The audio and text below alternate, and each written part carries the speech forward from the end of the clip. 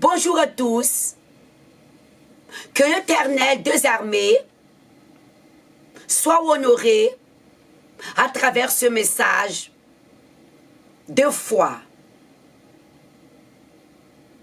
Le Dieu d'Israël, il nous fait paître notre âme à travers sa parole, car Dieu lui-même, il est âme et esprit. Le Seigneur Jésus-Christ, quand il était sur la croix, il a rendu son âme à son esprit à Dieu.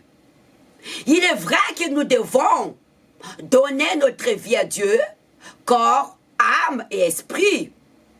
Mais le corps ne sert à rien. Le corps sert que notre besoin.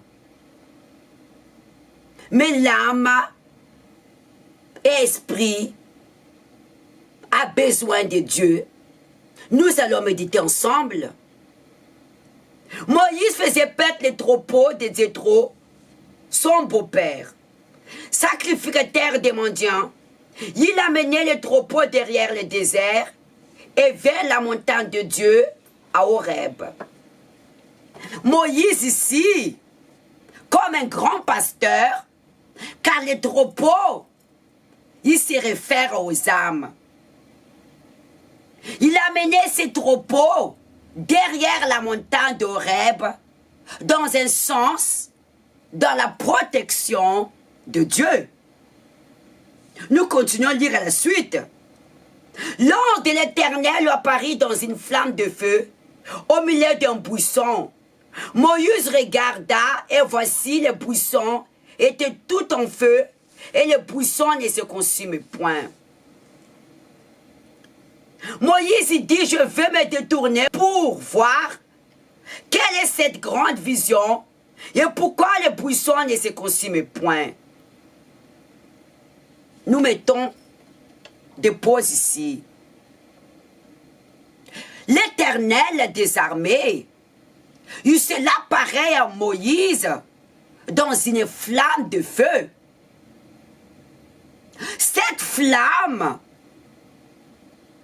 il présente les épreuves que nous traversons. Dieu d'Israël, il a prouvé la foi de Moïse à travers les épreuves. Et les épreuves ne s'arrêtent pas. Car ces épreuves, il présentait cette flamme de buisson qui ne s'éteint point. Cela attirait l'attention de Moïse. Pourquoi cette flamme ne se consume point? Nous continuons à lire à la suite. L'Éternel vit qu'ils se tournaient pour voir. Dieu l'appela d'au milieu des buissons et dit, Moïse, Moïse, il répondit, mais voici. Dieu dit, n'approche pas d'ici. Ôte tes souliers de tes pieds, car le lieu sur lequel tu te tiens est une terre sainte. Il ajouta, je suis le Dieu de ton père et Dieu Abraham, le Dieu d'Isaac et le Dieu de Jacob. Moïse cassa le visage car il craignait regarder Dieu. L'Éternel dit, je vis la souffrance de mon peuple qui est en Égypte et j'ai entendu les cris qui lui font pousser d'oppresseurs, car je connais ses douleurs. Je suis descendu pour les délivrer de la main d'Égyptiens et pour faire monter de ces pays dans un beau vaste pays où coule le lait et le miel. Nous allons arrêter ici. Il a choisi Moïse pour accomplir une mission précise, délivrer son peuple qui était esclave pendant 400 ans en Égypte. Parce que le peuple d'Israël, il s'est livré le Dieu d'Égyptiens à cause de la famine. Ils sont soumis à la service de Pharaon. Ils ont même vénéraient les dieux d'Égyptiens. Dieu les a abandonnés pendant 400 ans. Mais vous voyez notre Dieu, il est un Dieu, un grand amour. Il n'abandonne jamais son alliance qu'il a fait avec Abraham. Il s'est nommé le Dieu d'Abraham, le Dieu d'Isaac et Jacob. Parce qu'Abraham, il est devenu un grand ami de Dieu à cause de sa grande foi. Car le Dieu d'Israël a fait une grande promesse à Abraham de devenir le père des nations. Car Abraham n'a pas pu enfanter à cause de Sarah, sa femme, qui était stérile. La promesse de Dieu a été accomplie dans la vie d'Abraham et Isaac et Jacob. Jacob, il est devenu Israël car il a lutté avec Dieu et avec sa propre chair. Dieu,